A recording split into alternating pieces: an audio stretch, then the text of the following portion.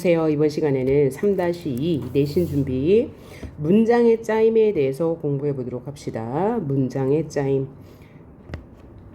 문장의 짜임이라는 것은 문장이 어떤 구조로 이루어졌냐를 공부하는 파트예요. 이 문장의 짜임을 알려면 첫째로는 품사와 문장 성분 간의 차이점과 공통점을 알아야 됩니다. 그리고 두 번째는 문장 성분에 대해서 알아야 되고요. 세 번째가 문장의 확대. 이런 식으로 학습을 해나가시면 되는데요. 자, 그러면 품사와 문장 성분에 대해서 먼저 보도록 할게요. 먼저 품사는 단어예요. 단어를 성질에 따라서 분류해 놓은 것, 이것을 우리는 품사라고 하죠. 그리고 문장 성분, 문장 안에서의 역할이에요. 문장이라는 것은 생각이나 감정을 나타내는 기본 단위예요. 그래서 이 품사는 땡땡 어로 땡땡 사로 끝나고 문장 성분은 땡땡 어로 끝납니다. 그러면 품사는 9가지의 품사가 있죠. 의미상으로 본다면 이렇게 9가지고요. 그 다음에 기능상으로 분류한다면 5가지, 형태상으로 본다면 2가지로 분류할 수 있어요. 그래서 형태상으로 불변하다 그러면 형태가 변하지 않는다라는 소리죠. 그래서 형태가 변하지 않는 것은 불변어, 변하는 것은 가변어예요. 그래서 이 불변어에 해당하는 기능상 품사는 체언, 수식어, 관계원, 독립원이고 가변어에 해당하는 것은 용언이다. 그럼 가변어는 형태를 변하면서 활용하는 말을 용언이라고 합니다. 그래서 우리가 예를 들면 간다 가니 가고 예쁘다 예뻐서 예쁘니 이런 것을 우리는 용언이라고 그래요. 형태가 조금씩 변하죠. 형태가 이렇게 변할 때 변하지 않는 부분은 간, 변하는 부분은 미, 이렇게 나눌 수 있죠. 자, 그리고 다시 요 5가지 기능의 품사를 구체적으로 설명을 해볼게요. 얘네를 알아야 문장 성분을 알 수 있기 때문입니다. 체언이라는 것은 문장의 뼈대가 되는 말, 그래서 체언이라고 하는데 이 체언은 문장의 뼈대가 되는 말로서 의미상으로 본다면 명사, 대명사, 수사가 해당해요. 그러니까 이들은 주로 문장이라는 것은 생각이나 감정을 나타내는 기본 단위이잖아요. 그래서 이 문장은 반드시 문장이 되려면 종결 표현이 있어야 돼요. 종결 표현.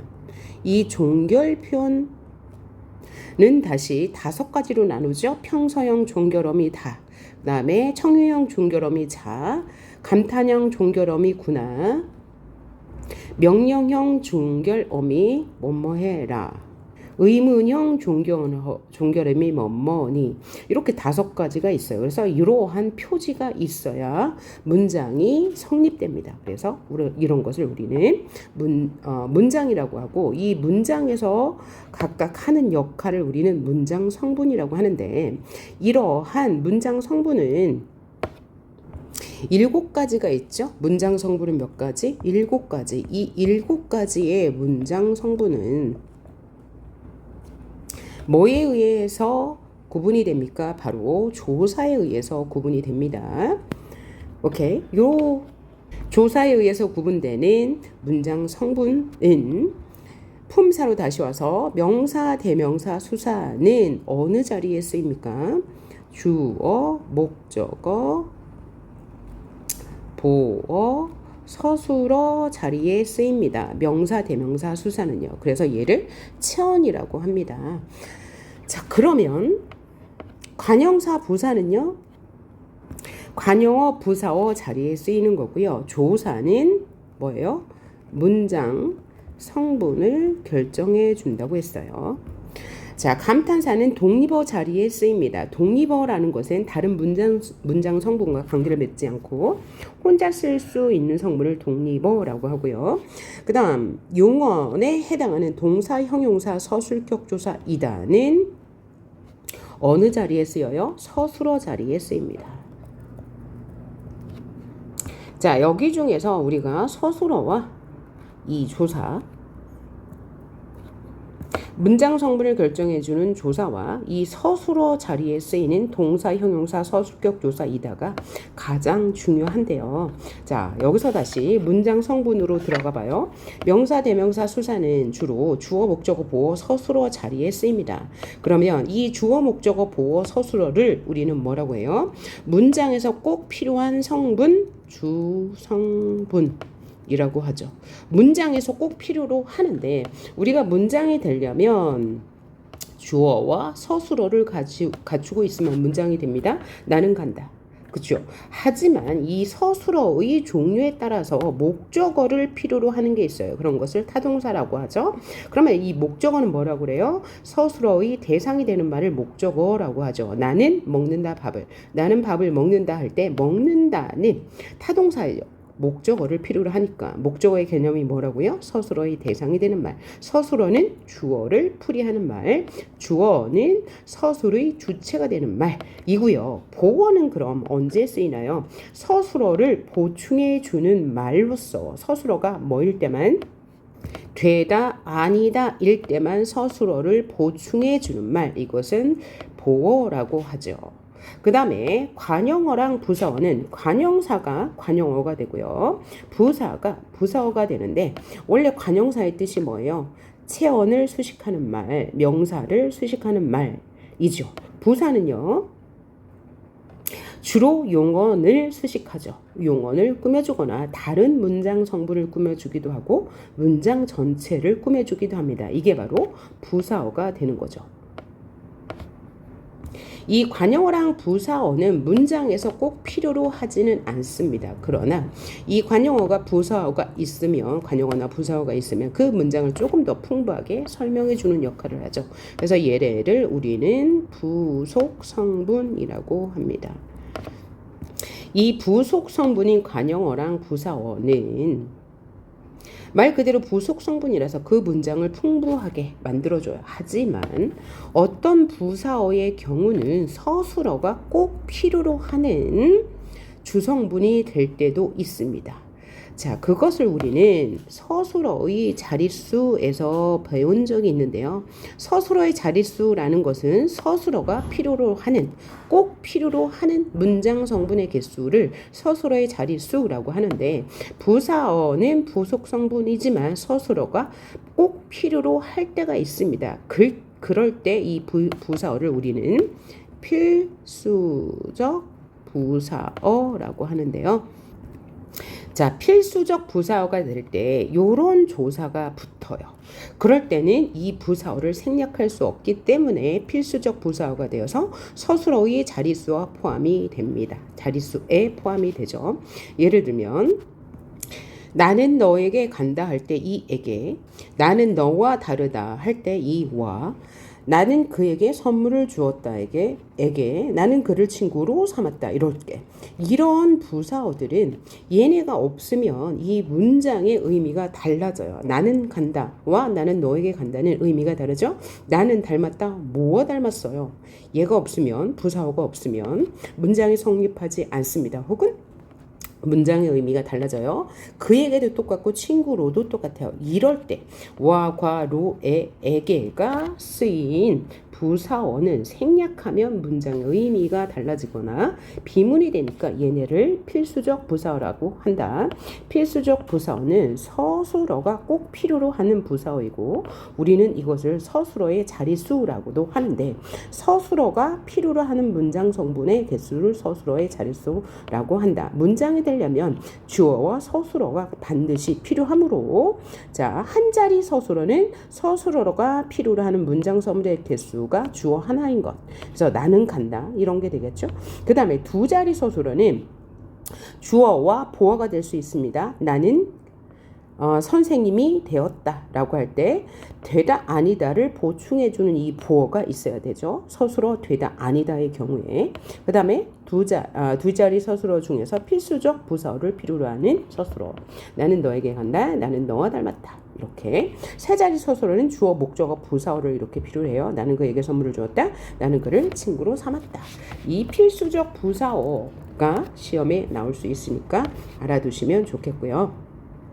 그리고 이 관형어는요. 관형어는 문장 성분의 개수에 포함이 절대 되지 않아요. 관형어는 문장 성분의 개수가 아니고 서술어의 자릿수에 포함이 되지 않습니다. 그 다음에 조사가 문장 성분을 결정하고, 자, 감탄사가 독립어가 되고 얘네가 서술어가 된다고 했는데, 우리가 여기서 두 개를 더 살펴봐야 됩니다. 그게 뭐냐면 이거예요. 이 서술어가 되는 것, 그리고 관형어, 부사어, 독립어가 되는 경우를 살펴볼 건데, 먼저 이 서술어가 되는 것이 가장 중요합니다. 문장의 확대에서, 자, 문장이 확대된다는 것은 주어 서술어가 한 개 이상, 즉 두 개 이상 나타난다. 이것을 우리는 문장의 확대라고 하고, 그렇게 서술어와 주어가 두 번 이상 나타난 것을 우리는 뭐라고 그래요? 겹문장이라고 하는데, 이 겹문장을 찾을 때는 서술어로 기능하는 것을 찾아야 돼요. 왜냐하면 주어는 생략이 되기 때문이죠. 생략되는 경우가 많아요. 같은 문장의 주어가 동일할 때 우리는 이 동일한 주어를 생략하잖아요. 그래서 우리는 뭘 보고 문장이 확대되었나, 겹문장인가 판단해요. 동사, 형용사, 서술격 조사가 몇 개 쓰였나. 동사, 형용사, 서술격 조사가 한 개 쓰였으면 뭐가 돼요? 혼문장이 되고 두 개 이상 쓰였으면 겹문장이 됩니다. 따라서 서술어가 될 수 있는 문장 성분은 동사, 형용사, 서술격 조사이다. 그래서 서술어로 기능할 수 있는 것은 동사, 형용사, 서술격 조사이다. 이것을 반드시 기억해 두시고요. 문장의 확대해서 한 번 더 할 거고요. 그 다음에 관형어, 부사어 독립어가 될 수 있는 조건이 몇 가지인지 볼 거예요. 그거 전에 명사, 대명사, 수사는 다 문장 성분 뭐가 돼요? 주성분으로서 주어, 목적어, 보어, 서술어 자리에 쓰인다. 오케이? 얘기했고요. 그 다음에 조사는 문장 성분을 결정한다. 그러면 관형어, 부사어, 독립어가 될 수 있는 것을 살펴봅시다. 자, 관형어가 될 수 있는 경우는 네 가지예요. 자, 품사, 관형사가 관형어가 될 수 있습니다. 관형사가 뭐라고 그랬어요? 체온을 꾸며주는 말. 그래서 새, 신발이죠. 그러면 여기서 가장 중요한 거, 품사에서 가장 중요한 거, 품사의 통용이죠. 만약에 이 새가 관형사가 아니라면, 즉 관형사가 아니면 뭐예요? 명사, 대명사, 수사라면 이 뒤에, 새 뒤에 뭐가 붙을 수 있어요? 조사가 붙을 수 있죠. 새의 신발, 새를 신발이라고 붙을 수가 있으면, 조사가 붙을 수가 있으면 명사, 대명사, 수사인데 얘는 새의 신발이라고 하면 말이 안 되죠. 그래서 얘는 관형사. 관형사가 뭐가 돼요? 관형어가 되고요. 체온 단독으로 관형어가 될 수 있습니다. 사랑교회로 갔다. 여기 조사가 생략되어 있는 거죠. 그러면 얘가 관형어가 되고요. 사랑의 교회로 갔다 라고 해서 이 관형격 조사 의가 붙어서 관형어가 되고요. 용언의 관형사형 예쁜 신발을 샀다. 이 예쁜은 원래 품사는 뭐예요? 예쁘다라는 형용사인데, 원래 품사는 형사인데 문장 성분은 뭐예요? 관형어가 된다는 거죠. 그래서 얘를 관형사 형태로 쓰였어.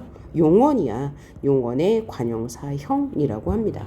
그래서 이 용언의 관형사형은 문장의 확대에서 관형절을 아는 문장으로 우리가 배우게 되죠. 관형절을 아는 문장은 그러니까 절이라는 개념을 알아야 되겠네요. 절이라는 것은 문장 안에서 주어와 서술어를 갖추고 있지만 단독으로는 쓸 수 없는 것을 우리는 관형절이라고 하죠. 그래서 얘는 관형절로 안길 때 쓰는 어미, 관형사형 전성어미라고 해요. 관형사형 전성어미. 관형사처럼 보이게 하는 어미, 관형사형 전성어미. 여기서는 니은이 쓰였어요. 자, 은는 니은을 던. 그래서 예쁜 신발, 가는 곳, 갈 곳, 간 곳, 가던 곳. 이렇게 전성어미가 쓰여서 관형절로 기능을 하게 됩니다. 문장의 확대에서 우리가 확인해 볼 수 있어요. 조금 이따 더 학습해 보도록 하고요. 그 다음 부사어가 될 수 있는 것은 세 가지인데요. 부사 하나가 부사어가 될 수 있어요. 빨리 갔다, 빨리 와라 할 때 이 성분 부사 빨리. 그 다음에 체험 플러스 부산격 조사 너에게로 간다, 너에게 간다, 너로 인해 이럴 때. 자, 여기서 보니까 너라는 체언 뒤에 에게라는 부사격 조사, 로라는 부사격 조사, 만이라는 보조사가 연달아 나올 수 있죠. 이렇게 조사는 연달아서 겹쳐서 쓸 수 있습니다.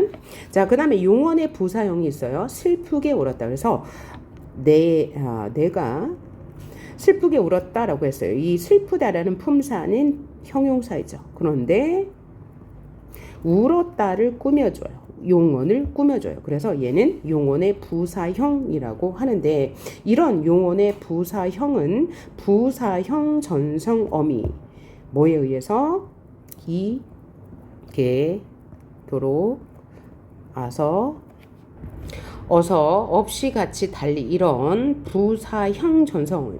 원래 품사는 뭐예요? 용언인데 동사는 형용사인데 이렇게 어미가 쓰여서 전성어미가 쓰여서 부사어가 되는 경우가 있습니다.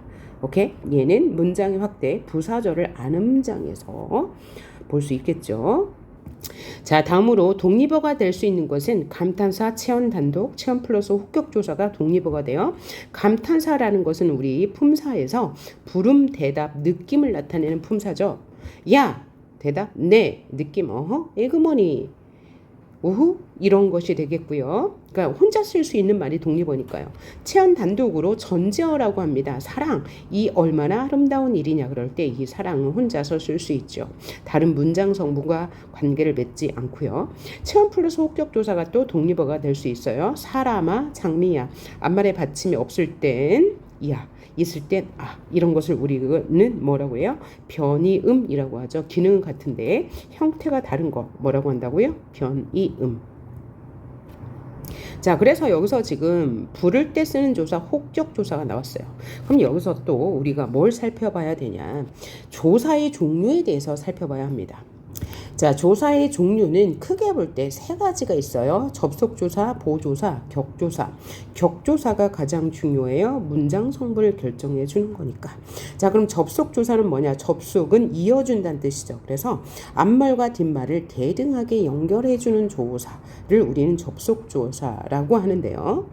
사랑과 평화라고 할 때 이 과는 사랑과 평화를 대등하게 이어줘요. 그래서 얘를 접속조사라고 하는데, 이 접속조사는 생략할 수 있습니다. 생략이 가능해요. 하지만 똑같은 형태의 부사격 조사가 있거든요. 아까 우리 필수적 부사어에서 나왔죠. 나는 너와 다르다 라고 할 때 이 와는 뭐야? 앞말과 뒷말을 대등하게 연결해 주는 게 아니고 용언을 수식해 주는 부사어로 만드는 부사격 조사입니다.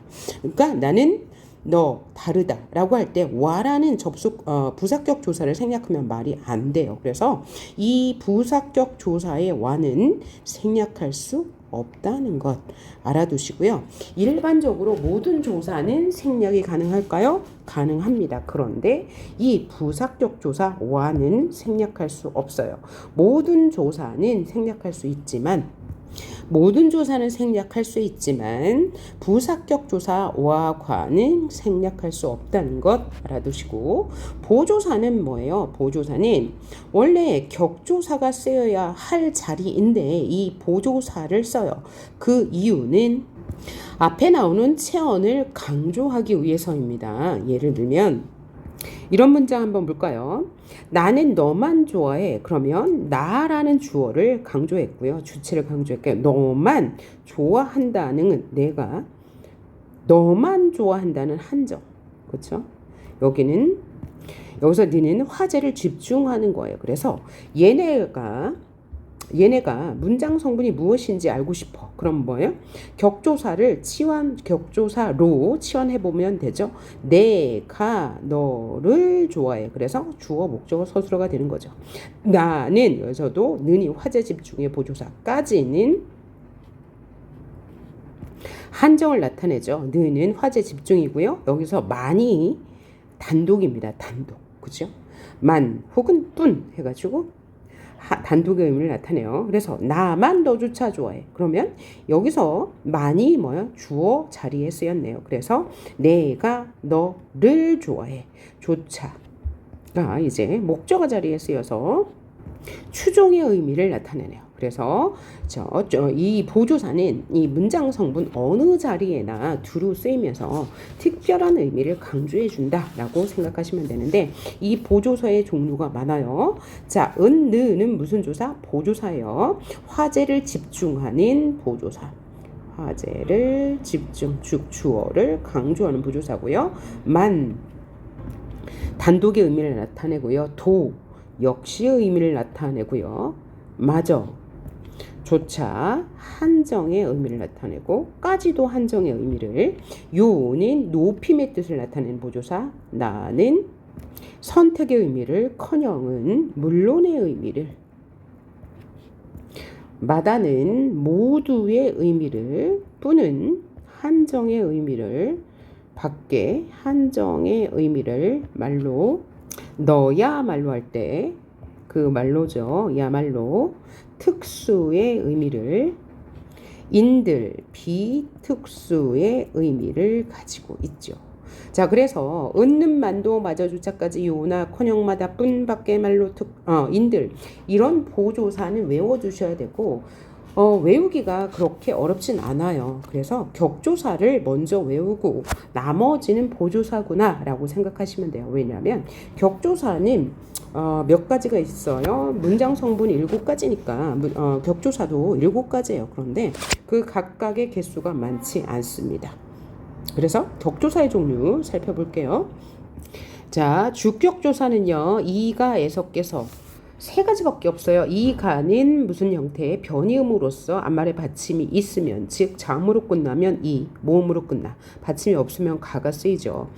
그리고 에서는 단체의 주어에서 행동의 주체를 나타내요. 그럴 때는 이 에서가 쓰인 체언이 있고 다른 주어가 없다는 말이죠. 예를 들면 우리 학교에서 시험을 봤다 라고 할 때 학교에서 시험을 봤어요. 그러면 주어의 의미가 뭡니까? 행동의 주체잖아요. 그래서 이 시험을 본 주체가 누구라고요? 학교라고요. 이럴 때는 얘가 단체의 주어로 작용하는 거고요. 얘를 조심해야 할 게 부사격 조사도 에서가 있습니다. 이럴 때는 장소를 나타내요. 부사격 조사는 장소. 그래서 부사격 조사를 쓸 때는 앞에 다른 주어가 있다는 거죠.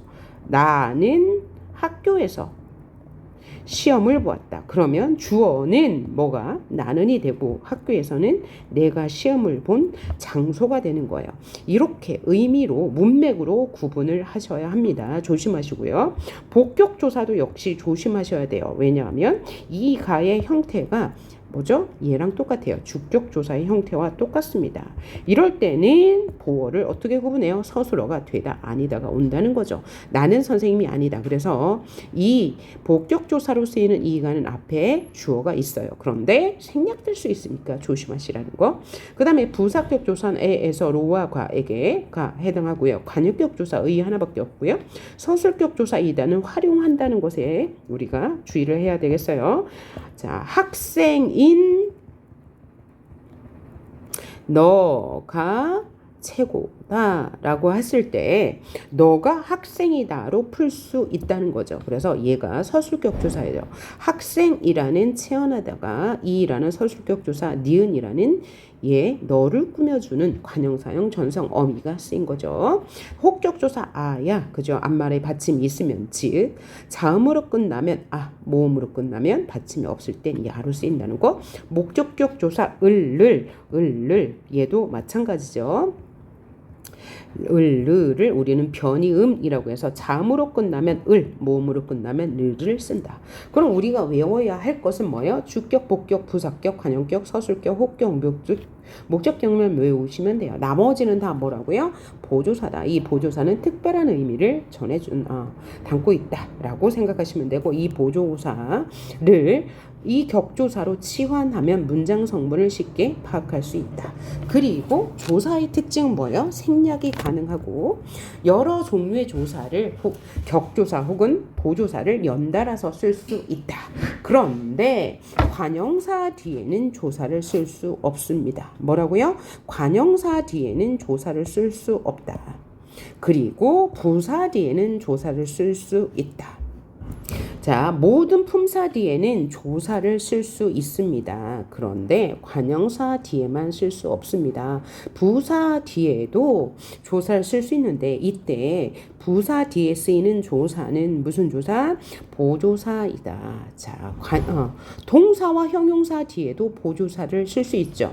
그렇죠? 뭐요? 예쁘, 예뻐, 요 할 때 이 요가 뭐예요? 보조사예요. 그 다음에 나는 요 할 때 이 요도 보조사죠. 그죠? 혹은 나 다음에 요만 쓸 수 있어요. 나요 라고 할 때. 그래? 그럴 때 이 요도 뭐예요? 보조사예요. 명사, 대명사, 수사 뒤에 격조사, 보조사 쓸 수 있고요. 관형사 뒤에는 아무 조사도 쓸 수 없고 부사 뒤에는 보조사만 쓸 수 있고요. 감탄사 뒤에도 조사가 올 수 없습니다. 중요한 건 관형사 뒤에는 조사가 올 수 없지만 부사 뒤에는 조사가 올 수 있다.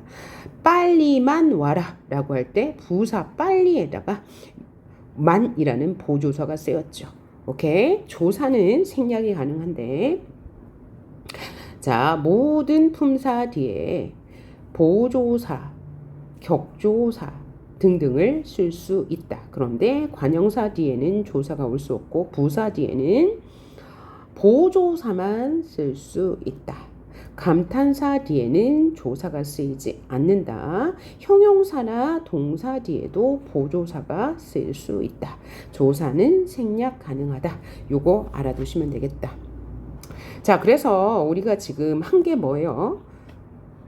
첫째, 품사와 문장 성분을 구분해야 된다는 거였죠. 품사는 사로 끝나고 문장 성분은 어로 끝나는데 문장 성분은 무슨 단위? 어절 단위로 끊고 품사는 어절 단위에다가 조사를 한 번 더 끊어준 것이다. 이 품사는 품사 중에서 조사가 문장 성분을 결정한다. 이 품사가 바로 문장 성분이 되는데 그 문장 성분 관형어, 부사어, 독립어는 그 품사뿐만 아니고 용언 혹은 체언 단독으로도 그 품사, 해당 품사가 될 수 있다. 그 다음에 문장은 반드시 종결 표현이 필요하다. 그럴 때 표지가 있죠. 이런 온점이나 의문사 이런 거. 의문사가 아니고 물음표 혹은 느낌표 등이 있어야지 문장이 된다. 그리고 문장에서 꼭 필요로 하는 문장 성분을 주성분이라고 한다. 그 다음에 부속 성분은 꼭 필요하진 않지만 있으면 그 문장을 풍부하게 해주는 관형어, 부사어가 있다. 하지만 부속 성분이지만 부사어 같은 경우에는 문장에서 꼭 필요로 하는 경우가 있는데 그럴 때 우리는 필수적 부사어라고 하고 서술어의 자릿수에 포함한다 라는 것. 그 다음에 서술어는 동사, 형용사, 서술격 조사가 서술어의 자리에 쓸 수 있다. 즉 서술어 기능을 할 수 있다는 것. 그 다음 문장 성분에서 관형어, 부사어는 왜 중요하냐. 얘네들이 문장의 확대에서 관형사형 전성어미 부사형 전성어미를 통해서 절로 들어갈 수 있기 때문이다. 절과 구, 그 다음에 어절 문장에 대해서는 다음 시간에 할 것입니다. 자, 그리고 독립어도 감탄사 이런 세 가지 종류가 독립어가 될 수 있고 부사어는 세 가지 종류, 관형어도 이렇게 네 가지 종류가 관형어가 될 수 있다. 자, 그래서 이번 시간에는 문장의 짜임 중에서 품사와 문장 성분의 구분에 대해서 공부해 봤습니다. 여러분, 두 번째 파일에서 문장의 확대 이어가도록 하겠습니다. 수고하셨어요.